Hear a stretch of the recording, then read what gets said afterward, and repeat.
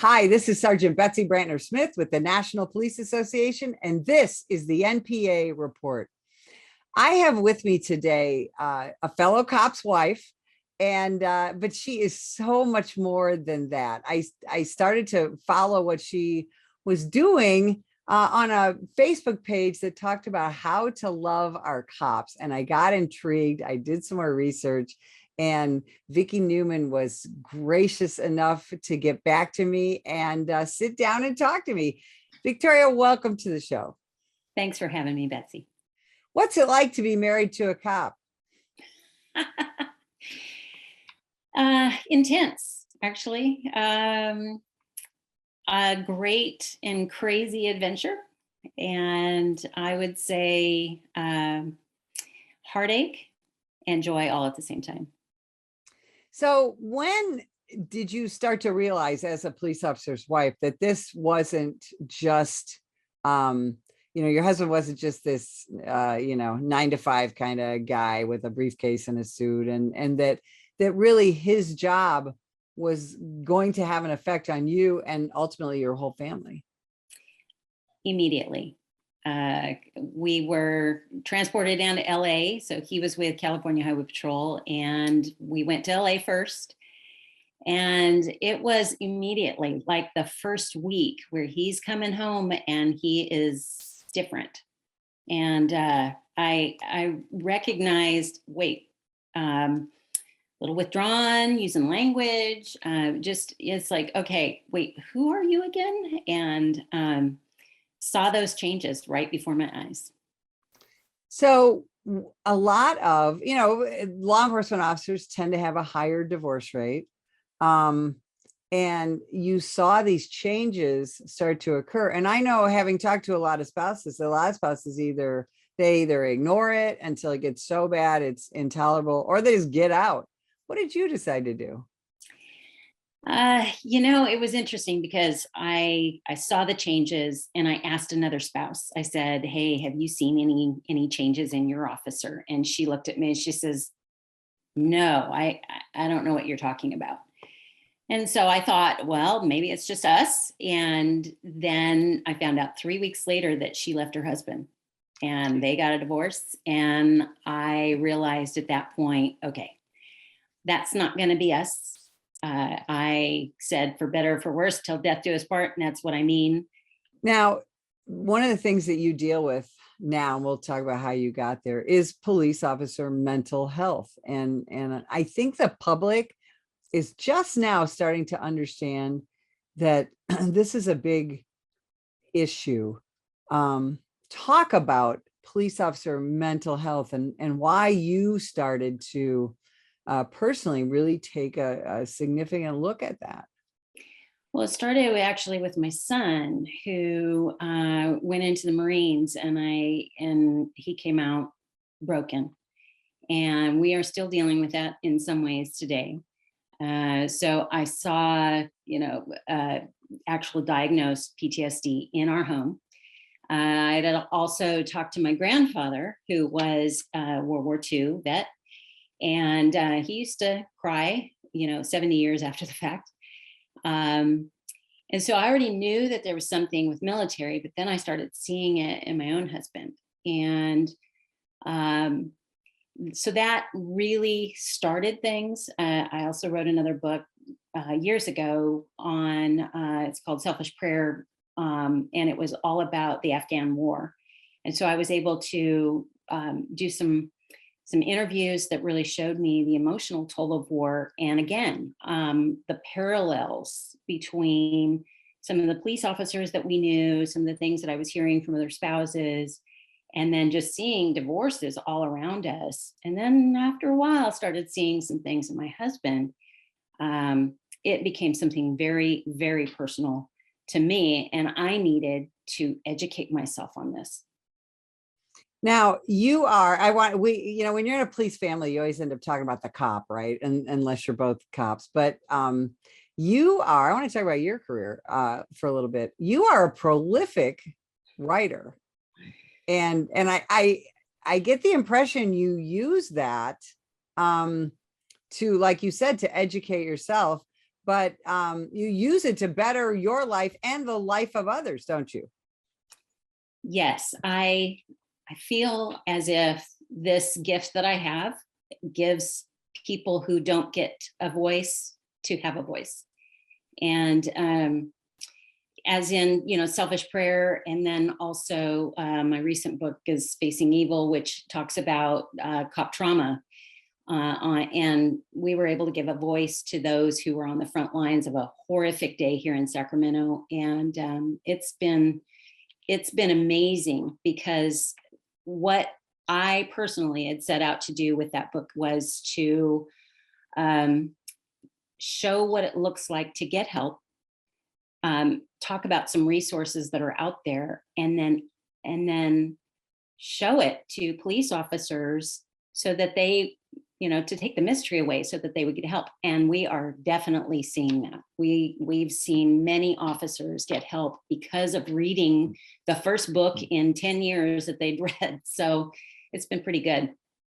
Why do you think police officers are so hesitant to get mental health help? I think that they are misinformed. There's this stigma, of just, if I get help, then I'm weak. And and the training that you all get is also very much a part of that. I think, if there's a problem, you are trained to take care of it. But yet there's not a lot of education right now in the training, in the initial training of becoming a police officer, that shows how to deal with the things that you see. Because officers go into this to help, but they don't understand that there's a price to that. There's a sacrifice in the sense of seeing things that most of us don't see, and smelling things that most of us don't smell, and experiencing things in the blink of an eye that change their lives. And then sometimes your training says that if you do everything right, you will have a good outcome. And that is not always the case. And so that is a big, I think, injury to the soul in a lot of ways, because police officers go into this to help others, but in the process, they are wounded. And that's not something that they really want to admit. Do you see in the training events and things that you do, which I'm going to talk about in a minute, but do you see police officers pushing their own feelings aside, because they're trying to help so many other people? Do you see that? Yes. Yes. And what I see is that they're trained to do that, because when there's a threat, you have to put aside your fear, put aside any of those inner turmoil things that are going on, and deal with it. And that's the training. So a lot of times I see police officers putting that aside until it becomes something that just won't shut up. And, there's lots of ways to talk about that, whether it's the garbage cans full or the shit buckets full or something like that. There's lots of ways to say that. But the fact is that we're all human, including police officers. And the things that are seen and experienced are not normal. And yet, for some reason, y'all have an idea that it is. it's your normal. And so I don't know. I see the effects come out in months and years down the line, when someone puts it aside. And unfortunately, in that time, they think that they've hidden it. And those that hear at home, we see it the moment that it comes into the home. And yet we misinterpret. And sometimes there's irreparable damage that's done before a police officer can get help. Absolutely. Now, you wrote a book, and I love the title, A Chip on My Shoulder. What prompted you to write that book and talk about what it's about? Actually, it was police suicides on my husband's department. We were seeing quite a few in about 4-month time. We lost 6 officers in the line of duty. The same time, what wasn't making the news was that there were officers that were actually taking their own lives. And one night, my husband he got word of the 15th in 4 years, but they were really coming closer together. And it angered me. And I said, what are we doing? And what I meant was, what is the highway patrol going to do? But I really started asking myself that, what can I do? And in my research, I realized that one of the last things that happen is that people abandon, including spouses, and significant relationships are lost because something is not right. And so I thought, I've always wanted to write a book. Maybe this is it. And so I did. I love it. Now, you didn't just write a book, you didn't just do research, but now you go out all over the United States and Canada, right? And talk to police officers and their families. And that's the How to Love Your Cops part. What's the essence of that program? Well, we do trainings. Mainly what we're about is education, encouragement, and equipping the family for the challenges that the career have. And we look at 3 areas, which is relationally, so all about the marriages. And now we're starting to look towards children, how that affects them. And then emotionally, like we've been talking about, and then spiritually, if that's something that's if that's interesting to people. So that's not necessarily our first thing, but we're all about the marriages, all about training spouses and moms and brothers and sisters to really love their officers and to understand what's coming home. What is it that we're seeing? Why are they angry? Why are they withdrawing? Why are they acting the way they are? And to correctly diagnose that, because I know for many, many, many years, I'd see things coming home and I internalized them and thought that they were my fault. And that wasn't the case. It wasn't my fault at all. It was many things that were coming through that were affecting my husband in his career. And later on, we were able to do things a little bit better because I had done the research. I had talked with others and realized that it was something that was very, very real. But there is that as a spouse, right? There was that feeling of if only I could do this, and if only I would do this, I can make this better, isn't there? Yeah. Yeah. Because it's a relationship, and that's the way that we look at it, is a relationship. And so when something else from the outside that we don't see and we don't understand comes in kind of like an intruder and affects the relationship that we have, we don't understand that as a spouse. And more often than not, the officer is not talking about nothing. And so there's clues, but we don't know how to interpret those clues.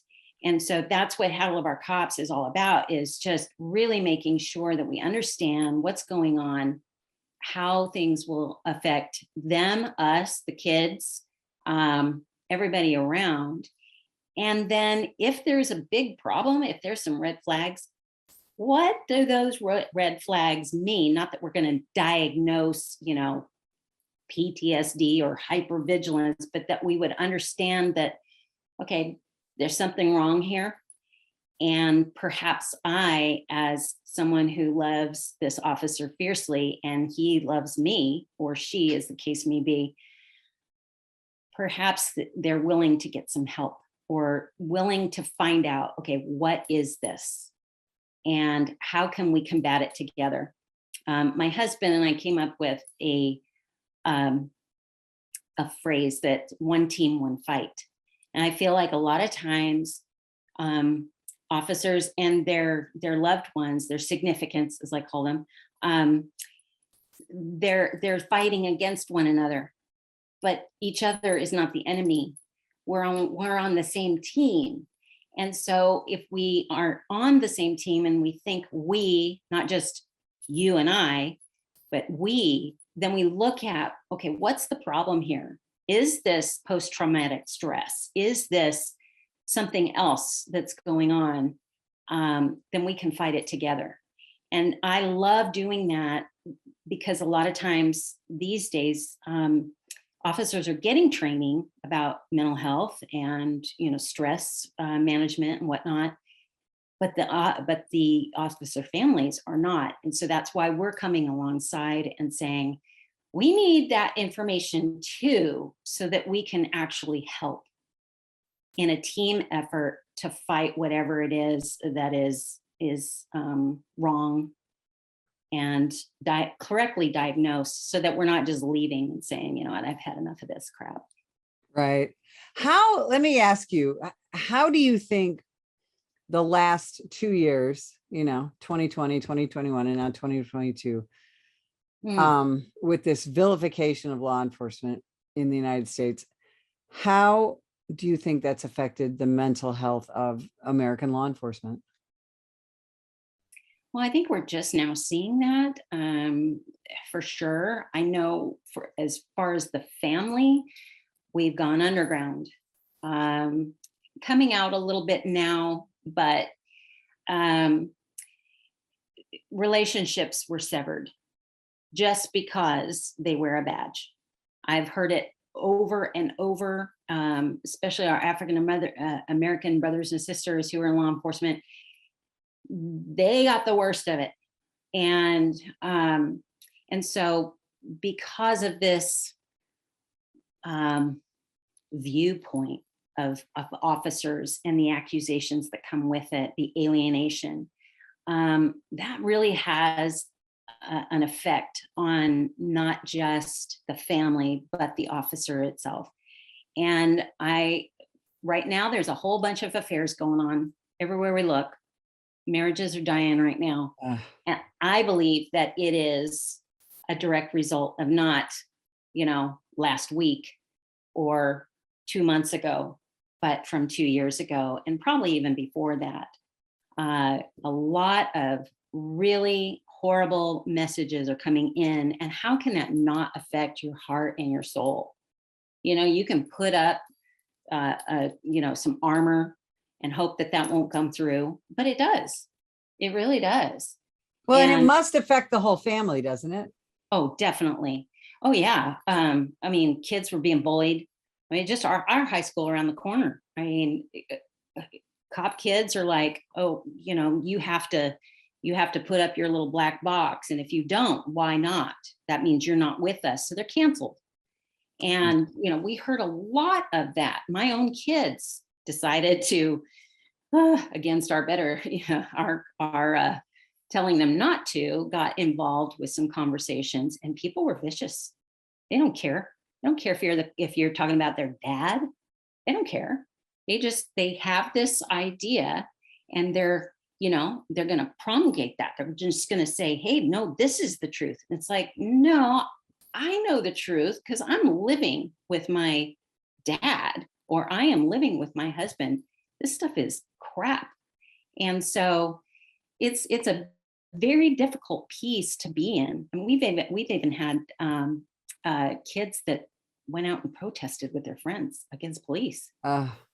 And can you imagine how much that hurts? That would hurt an officer.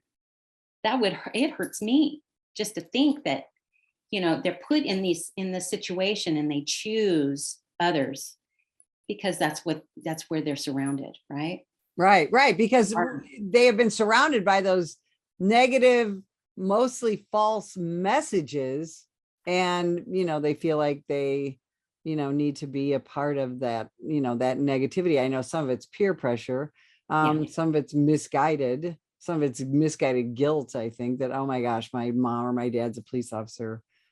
So we have talked about so much. I wish we had about 2 more hours to talk, but where can people find you on social media? Where can they find the books? Where can they find your training? How can they bring you in?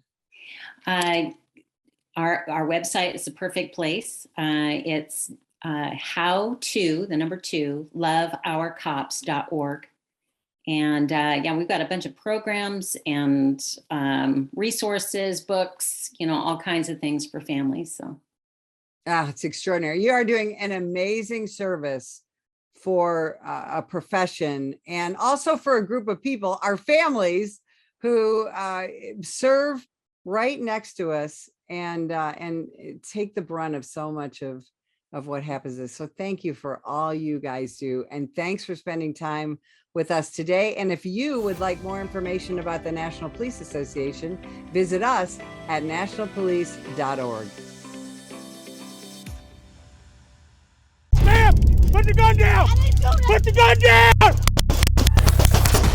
Last year, law enforcement officers were involved in hundreds of thousands of use of force incidents. A use of force incident is when an officer must use nonverbal tactics to gain control of a dangerous situation. Put the knife on the ground. In many cases, officers have no choice but to use force when a suspect doesn't comply with a lawful order. Use of force is always ugly. No one likes it, especially police officers. Together, we can help de-escalate these dangerous encounters. Help police officers by complying with their lawful orders. Don't attack, attempt to disarm, or flee from an officer. Use of force is an officer's last option. Most incidents can be avoided by not resisting arrest. If you feel you've been wrongfully detained by a police officer, then seek a legal solution after the encounter has been resolved. Let's keep everyone safe. Comply now and complain later. Ma'am, put the gun down! Put the gun down! Last year, law enforcement officers were involved in hundreds of thousands of use of force incidents. A use of force incident is when an officer must use nonverbal tactics to gain control of a dangerous situation. Put the knife on the ground. In many cases, officers have no choice but to use force when a suspect doesn't comply with a lawful order. Use of force is always ugly. No one likes it, especially police officers. Together, we can help de-escalate these dangerous encounters. Help police officers by complying with their lawful orders. Don't attack, attempt to disarm, or flee from an officer. Use of force is an officer's last option. Most incidents can be avoided by not resisting arrest. If you feel you've been wrongfully detained by a police officer, then seek a legal solution after the encounter has been resolved. Let's keep everyone safe. Comply now and complain later.